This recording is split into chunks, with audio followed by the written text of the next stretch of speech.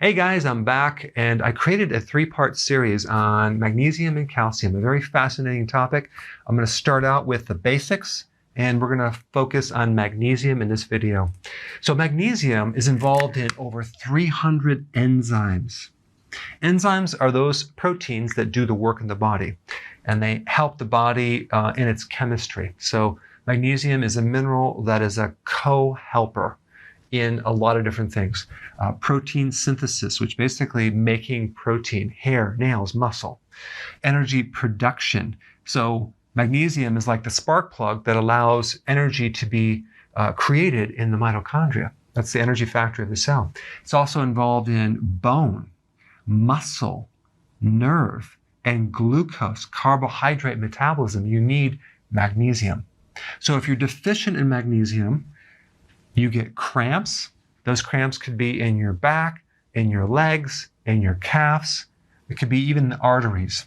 And this is why if you're deficient in magnesium, you can have high blood pressure and your arteries become stiff. When you're low in magnesium, you increase the risk of getting diabetes. Why? Because magnesium is involved in regulating insulin and preventing insulin resistance. Okay, it keeps insulin in check. So if you're low in magnesium, insulin resistance is worse. Okay, in fact, if you take magnesium, you'll improve insulin resistance to a certain degree.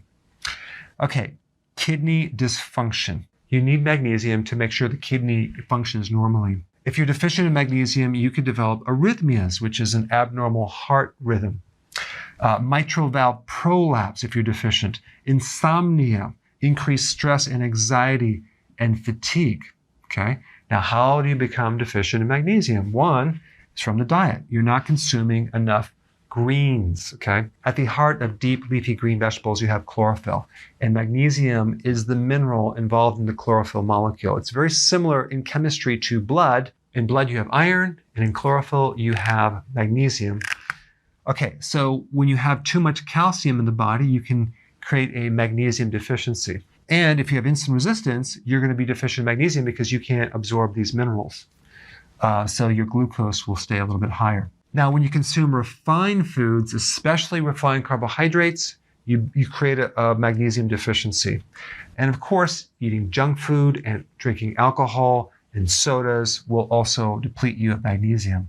If you have GI problems, whether it's an ulcer or scar tissue in your gut, or IBS, you won't be able to absorb as much magnesium. If you had a gastric bypass, you won't be able to absorb as much magnesium. Also, if you're on medications to lower acids or prevent the production of acid, as in antacids, that alone will prevent the absorption of magnesium. All right, in the next video, part 2, we're going to talk about the relationship between magnesium and calcium and magnesium and potassium. So if you want more knowledge on how to create a healthy body, subscribe now and get daily notifications. Daily notifications, that sounds weird. Well, I'll just remind you on a daily basis. How about that?